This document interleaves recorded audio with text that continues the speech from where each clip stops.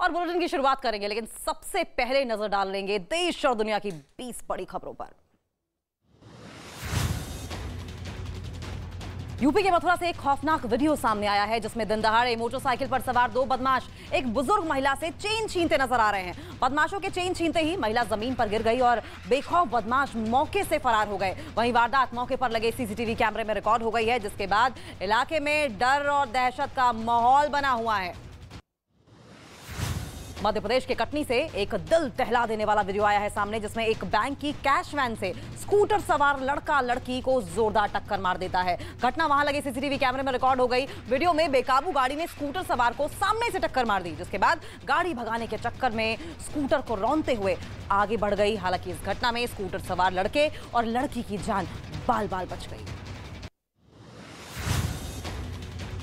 मुंबई से रोंगटे खड़े कर देने वाला एक वीडियो सामने आया है। वहां एक औरत पर अचानक पेड़ गिर गया। इस हादसे में औरत बुरी तरीके से घायल हो गई है। बताया ये गया कि दो औरत सड़क किनारे खड़े होकर आपस में बातचीत कर रही थी और इसी दौरान अचानक से एक औरत पर यह पेड़ गिर गया, जिसके बाद कड़ी मशक्कत से उसे वहां से निकाला गया, सुरक्षित बचाया गया।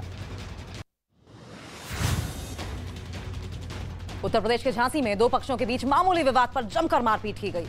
हाथों में डंडे और धारदार हथियार लिए लोग एक दूसरे पर हमला करते हुए दिखाई दिए। मारपीट के दौरान भीड़ ने महिलाओं को भी नहीं बख्शा, उन पर भी डंडे बरसाए। जो भी सामने दिखा उस पर ताबड़तोड़ लाठियों से हमला किया गया। मंजर देखकर ऐसा लग रहा था कि लोगों के सिर पर खून सवार हो गया है। मारपीट में दोनों पक्षों के 10 लोग घायल हुए।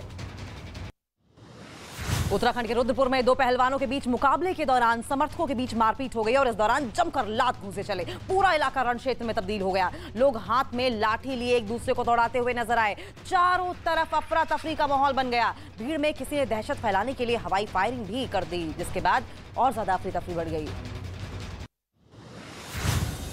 छत्तीसगढ़ के बिलासपुर से एक खौफनाक वीडियो सामने आया है, जहां एक बेकाबू कार सड़क किनारे गहरे नाले में जा गिरी, जिसके बाद कार सवार की जान खतरे में पड़ गई। लेकिन कार के पीछे आ रहे दो मोटरसाइकिल सवार लड़के कार में फंसे आदमी को बचाने के लिए नाले में छलांग लगा चुके थे और कार के शीशे को नीचे उतारा। फिर जैसे तैसे कड़ी मशक्कत के बाद कार के अंदर फंसे आदमी को खिड़की से बाहर निकाला गया।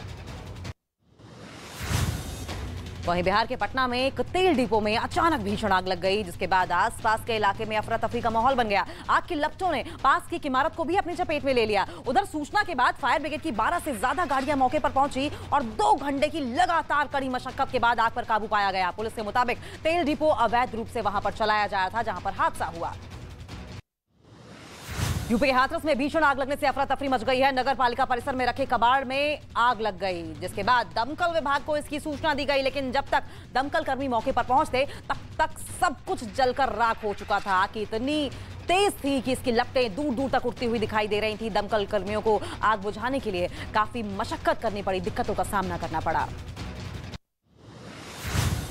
बिहार के पटना में एक पेंट बनाने वाली फैक्ट्री में अचानक भीषण आग लग गई। आग लगने की वजह से फैक्ट्री में रखा लाखों का सामान जलकर राख हो गया। इस घटना के बाद पूरे इलाके में अफरा तफरी मची हुई है और देखते ही देखते लोगों की भीड़ भी इकट्ठा हो गई। आग इतनी भीषण थी कि उसकी लपटें दूर दूर तक दिखाई दे रही थी। धुएं का गुबार पूरे इलाके में छाया था। फायर ब्रिगेड की टीम मौके पर पहुंची और कड़ी मशक्कत के बाद आग पर काबू पाया।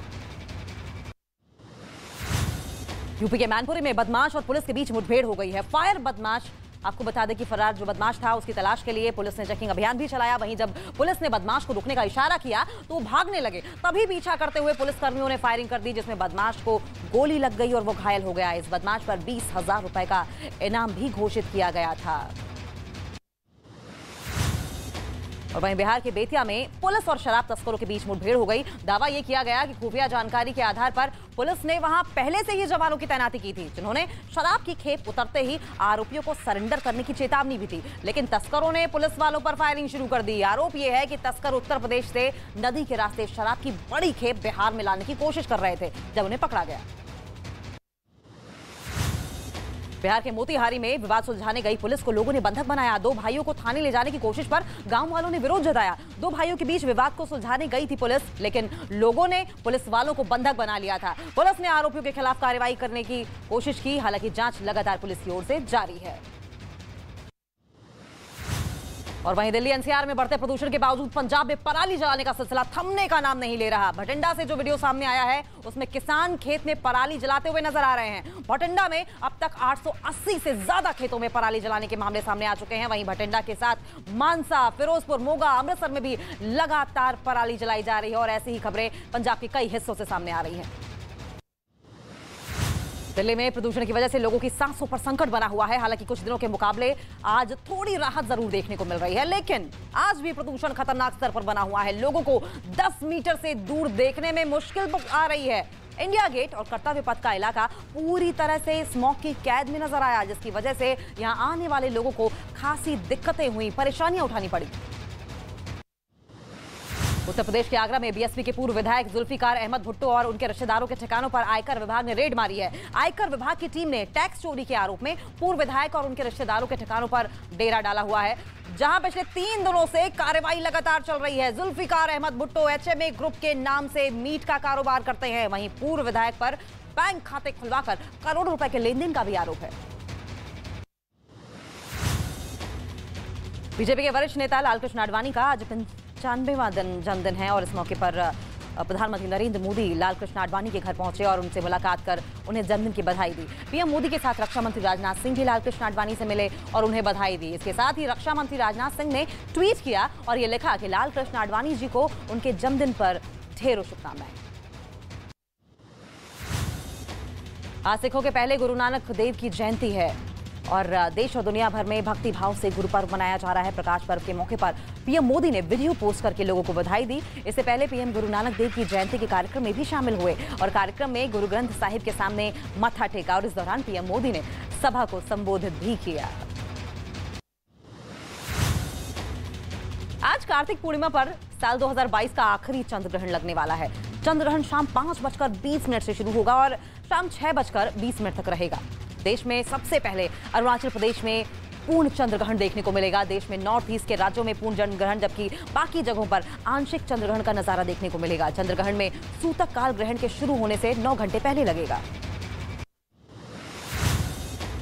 कार्तिक पूर्णिमा के अवसर पर गंगा नदी में स्नान करने के लिए बड़ी संख्या में भक्त वाराणसी के घाटों पर उमड़ पड़े। कार्तिक पूर्णिमा पर सुबह से ही गंगा घाटों पर श्रद्धालुओं की भीड़ देखी गई। गंगा में डुबकी लगाकर भक्त मोक्ष और शुभ फल की प्राप्ति की कामना करते रहे और इस मौके पर हरिद्वार में भी भक्तों ने गंगा में डुबकी लगाई। कार्तिक पूर्णिमा के दिन दान, स्नान और सूर्यदेव को अर्घ्य देने का भी महत्व माना जाता है।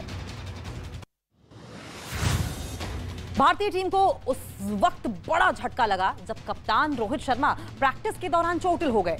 थ्रो डाउन के दौरान रोहित अपना शॉट चूक गए थे और गेंद उनके हाथ पर जा लगी।